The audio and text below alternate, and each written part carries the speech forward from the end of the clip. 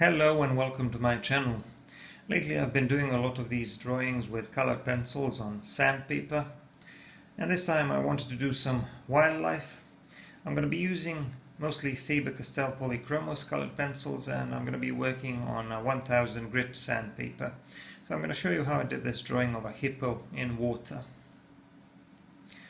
I started out by drawing the general outline of the animal using a Prussian blue colored pencil without any specific details, and after that I moved on to the background. I did a little bit of shading of the background using a combination of a couple of different colors, mostly ochre and cinnamon, and after that I experimented a little bit with some blending tools, and I wanted to achieve an out of focus blurry background, and I wanted to make it a little bit lighter than my colored pencils were initially. But one of the effects of using blending tools on sandpaper is that as they grind on the sanded surface, they tend to modify the color a little bit, making it a bit more grayish and a little bit lighter. But you can always go back and make that a bit more vibrant by adding the same pencil on top again, or maybe adding a different pencil on top of that. So there will be a couple of yellowish tones here and some brownish tones maybe, and even some bluish tones at the top. And like I said, these are just some undefined shapes in the background, maybe some greenish colors, greenish tones, some lighter green and some darker olive green as well. These are just some reflections in the background. The scene takes place probably on a river or some kind of a watering hole, and the animal, which is in the foreground, the main subject, is going to be a lot more defined in terms of cleaner edges, in terms of the amount of details, contrast, textures and things like that. But the background, like I said, needs to be a blurry, undefined background, almost like an out of focus bokeh type of background. So like I said, I experimented with a number of different blending tools, and I initially started working with tortillons because I used to do a lot of work with those, but I just found that brushes tend to do a little bit better job here at what I was trying to achieve, and I mostly used hard bristle brushes for the background, as well as some parts of the main subject which required some blending. Once I finished that part of the background on the left and at the top, I moved on to my main subject and I started with the ears. I started putting in some of the darker and some of the lighter colors there. For the lighter colors I used a very light ivory colored pencil, which is almost white but slightly yellowish. And for the darker colors I used a combination of some browns and some other colors. I also put in a small highlight in the eye using a white colored pencil, and I worked around it with a black colored pencil. And because there are some smaller hairs on the animal's body, I put those in around the ears as well. Now the hippo's body is a combination of a couple of different colors, but from what I see it's mostly pinkish and brownish tones. So for those lighter tones I used a cinnamon color, and for the darker tones I mostly used a walnut brown. The reason why I picked a walnut brown rather than some other brown was because this one is a little bit more grayish, a little bit duller, and I thought that it would combine well with some of the other colors that I intended to put in, especially on the left side of the animal. So as you will see, the light side of the animal will be on the left and the shadow side will be on the right, which means that our light source is coming more from the left side. And that side is also going to be a little bit cooler in terms of color, and it's going to have some bluish tones as well as some purple and magenta as well. So I'm going to use a number of different colors to make this as realistic and as interesting as possible. I'm mostly used to doing black and white colored pencil, black and white drawings rather than colored pencil drawings. but this type of surface, sandpaper, kind of gives me more confidence when I work with colored pencils, because I'm able to achieve more vibrant colors when I want to. I'm also able to blend them more easily, and I'm able to work from light to dark as well as from dark to light, which is a huge advantage of sanded papers.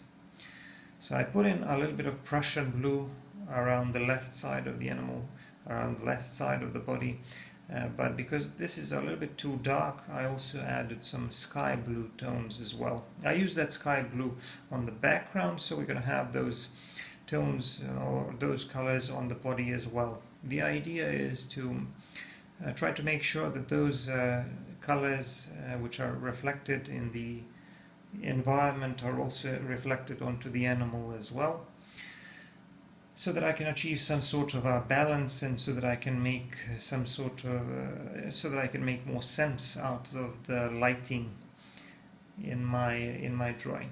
Now I try to create some variation in the animal skin by adding some texture, like maybe some spots and some wrinkles and things like that. But there will be some parts of the body where I will put in a little bit more work to achieve that, while on others I'll just put in a few suggestions here and there, because those parts of the body are a little bit further away from us and therefore out of focus. Now, another important detail here will be these highlights, and I'm going to draw these highlights using a combination of an ivory colored pencil and a white colored pencil. So the animal is in the water and its body is wet and it's kind of glistening in the light, so those droplets of water or sweat, whatever they are creating a lot of contrast against the darker colors of the animal's body, and I really wanted them to stand out. And that's the good thing about sandpaper, is that you can easily add these strong highlights on top of the darker areas and also create some cleaner edges when you want. This would be very, very difficult to achieve when working on regular paper. You would have to use a completely different technique. Here it's very easy and kind of straightforward, and it allows you to create some very nice looking effects, realistic looking effects. Now moving on to the head, and I did a bit more work on the ear and around the eye, and then I used that cinnamon color which I used for the lighter parts of the animal's body, and I added a bit of that to the rest of the body as well, not just on the head, because I want to have some of those colors around the belly as well. This part of the animal's face or the animal's head around the eyes is kind of wrinkly, so I'm going to have to use at least 3 or 4 colors to create a sufficient range of value, so that I can make that part of the face look a lot more three-dimensional. So for the lighter areas I'm going to use that cinnamon color. For the wrinkles I'm going to use burnt sienna and walnut brown, which I already used for the darker areas. And then I'm going to use also maybe some Indian, or rather Venetian red, and some ivory for the lightest bits and for those droplets of water. And I may even add a touch of black here and there. But for now, as you can see in that area around the eye, it's just mostly a combination of 2 colors, the burnt sienna and the cinnamon color. Now I'm mostly talking about the Faber Castell range of colors. If you're using a different brand, it's not a problem, you just pick an equivalent, something that kind of looks like this color. So here around this area we also have some of these reflections, and because this is a slightly, I need slightly warmer colors here, because the sun is kind of shining and reflecting over these wet parts of the animal's body, I used an ivory colored pencil, which is a little bit warmer than a white colored pencil. And eventually I even added some orange tones here and there where I felt that I wanted even more vibrant colors. So I thought this was a very interesting subject to draw, and I really like the fact that it's in the water and that I'm going to have some reflections. And I think it turned out okay. I think it can get kind of monotonous just drawing big cats, but these are some of the most typical subjects when drawing wildlife, especially African wildlife, and I've done a lot of those. I've drawn lions and leopards and tigers. Of course, tigers are a part of the Indian wildlife, but yeah, you get my point. I did a lot of big cats. So I'm adding a bit more of that sky blue to some of the lighter areas where we have these bluish reflections, and I use those in a combination with some Prussian blue and some purple, and later I'm going to be adding some magenta as well. Now right now I'm trying to define the structure of the face a little bit better. I moved on to the nostril area, and I'm doing the left nostril first, using a combination of these colors that I used on the eye area as well, but I also added some reddish and some orange tones as well. One of the advantages of using color pencils on sandpaper is that they actually do blend, which is not the case on regular paper. On regular paper you have to layer them and create an illusion of blending. Here the sandpaper, the sanded surface, grinds on the pencil and grinds down the pigment into dust, and it kind of just blends to get together a little bit better. And creating these blended tones or lighter tones or darker tones and adding lighter details on top of the darker ones is a lot easier. So like I said, there are a lot of advantages of using sandpaper as a surface when working with colored pencils, but it does take a little bit of practice and adaptation. For somebody who's really used to working on regular paper, this would be a completely new experience. And colored pencils behave a little bit differently on this type of surface. In some ways they are more similar to pastel pencils.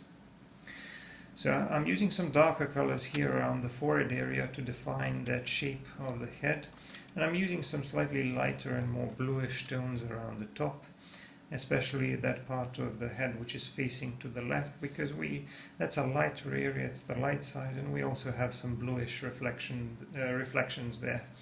And I'm also using that cinnamon color to create some indications of spots and some variations in the skin.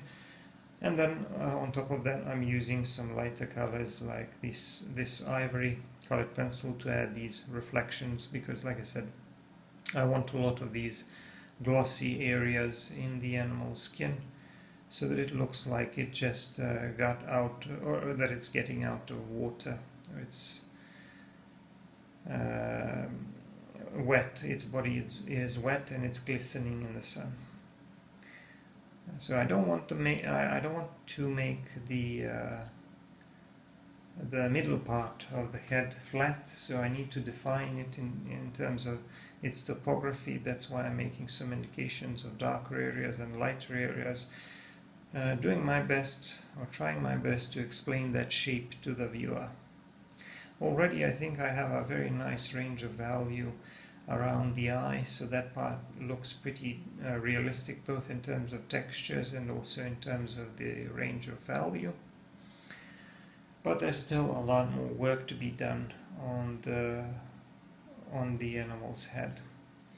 The whole drawing process took about 2.5 hours, maybe a little bit more, so it's not that bad, it's not that long, but I am working on a slightly smaller size of the paper. I think it's about 5 or 6 inches in height and 10 or 11 inches in width. So it's not a very large piece of paper, but it's okay because the drawing is very complex and it's going to take a bit of time to finish anyway. So like I said, I believe the drawing process was around 2.5 hours. And now I'm doing a bit more work on these reflections in the water, using a combination of brushes and layering with the different pencils. Now, one of the key things here will be those bluish tones, which I want a lot of contrast around them. I want them to show up against the darker brownish reflections of the animal, and these need to have a fairly clean edge. Because if I create them with a blurry edge, they're usually not going to look very good. Some of these bluish reflections, they can look decent, but when they're all the way in the foreground or all the way in the background, so kind of out of focus. But these which are closer to the animal, these need to appear a little bit cleaner, a little bit more defined, and I want some cleaner shapes and cleaner edges on them.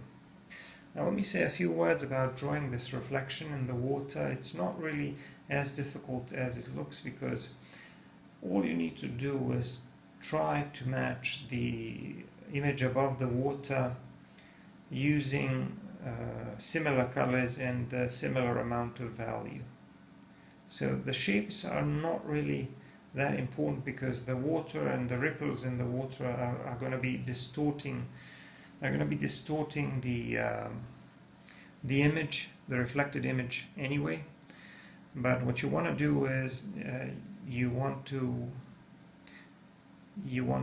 add the same colors that you used for the image above the water. So that will kind of help to convince the viewer that they're looking at an actual reflection of an animal, or an animal that is in the water, and its image is reflected in the water.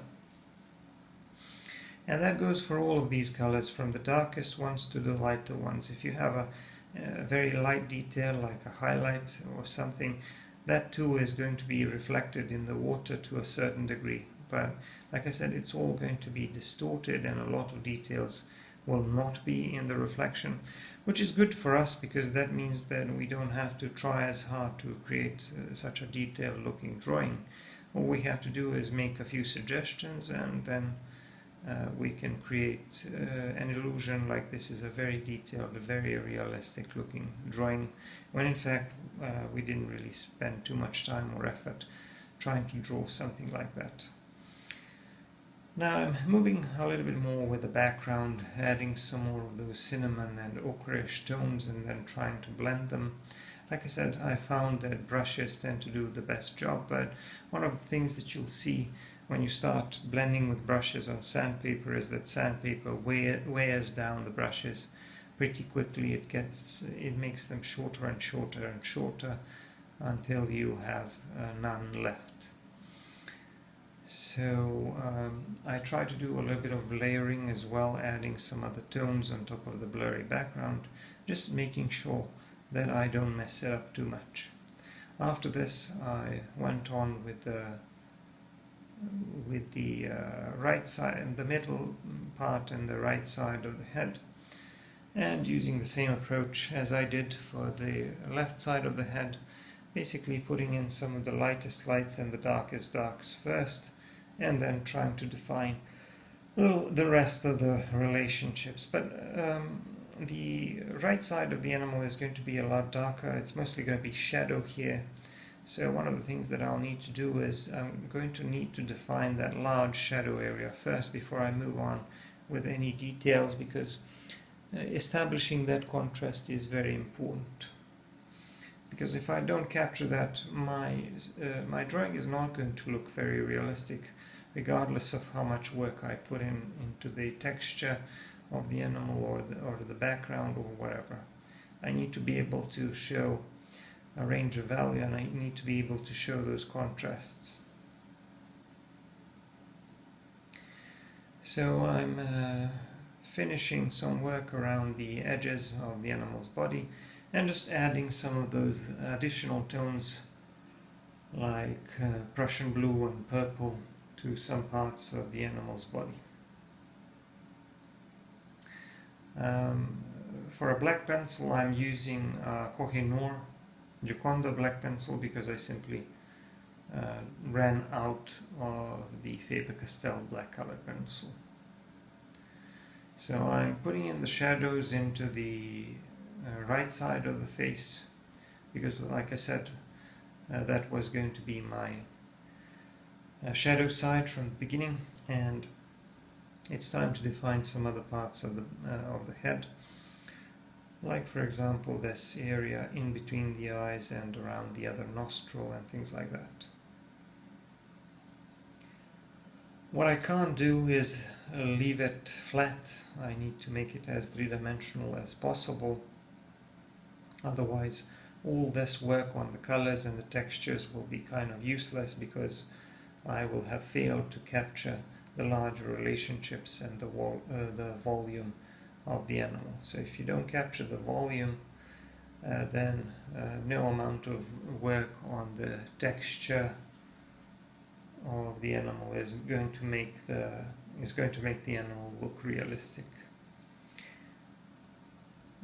So here I added some more of those magenta tones, and I'm adding some more details with a black color pencil. I'm adding some indications of these spots on the body, as well as a few of those reflections here and there, just to make the whole thing a little bit more interesting.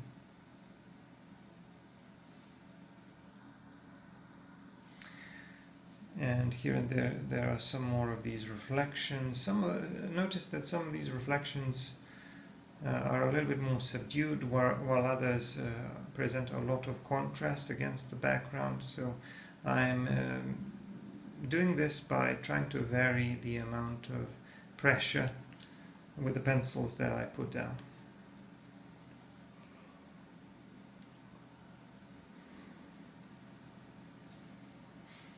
This is another glossy area here, and here in between the nostrils around the tip of this muzzle.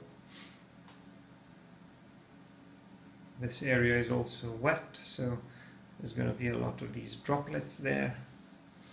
Moving on to the other nostril, again using a combination of these flesh tones and some darker tones to create a nice range of value.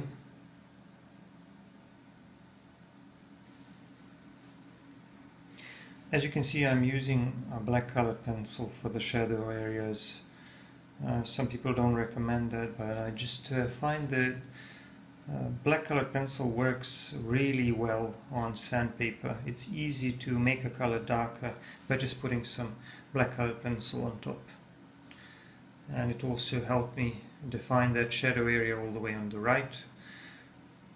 And actually notice that the right side of the head is darker than the body on the right, because the body is catching probably some light from the other side, whereas the right side of the head is probably facing away from the light source entirely. So here I'm going to do some more reflections in the water, reflecting these darker or shadow areas. And after that I'm going to need to finish the rest of this background, of this water surface. Now the reason why the brush, the bristle brush worked so much better than Tutilian's is because it allows me to pull these longer strokes and create straight parallel lines which look more natural, which look more like water, and maybe water with gentle ripples. And like I said, that surface of the water is a lot more complex in terms of color, because you can see a lot of these greenish tones and some yellowish tones as well. So who knows what else is reflected there? Maybe the mud and the dirt, or some grass that is near the water. And then we have these bluish reflections from the sky probably, and things like that. So back to what I was talking about reflections. The reflection of the animal doesn't have to be perfect. You just have to try to make it match the image above the water roughly in terms of the amount of value and the colors that you used. But other than that, you don't have to worry about the shape too much, because the image is going to be distorted anyway. So in fact you want to distort it a little bit because there are ripples in the water. So some of these bluish ripples, like I said, some of them can be a little bit more blurry, have edges that are a little bit more blurry, while others can be a little bit cleaner to indicate some of these smaller, finer ripples. And I'm pretty much wrapping things up here. I'm kind of going over some of these ripples in the foreground a little bit more with a brush to make them more blurry and to make them look more out of focus, because I want the middle part of the drawing to be the sharpest in terms of the amount of contrast and how clean the edges are, because that's the part of the drawing where I want the most focus to be drawn immediately. So I'm just fidgeting a little bit with these ripples in the water here. I wasn't really happy with them initially, so I decided to rework them a bit. Added some more greenish tones in there, but it's almost done.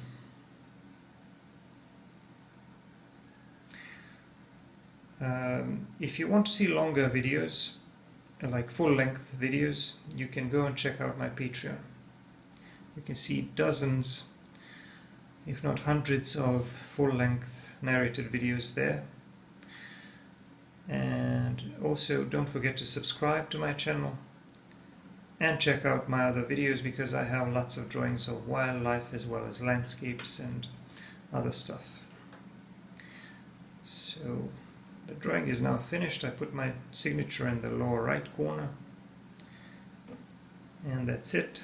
I want to thank you for watching, and I'm going to see you in the next one. I hope you like this drawing of Hippo. Bye for now.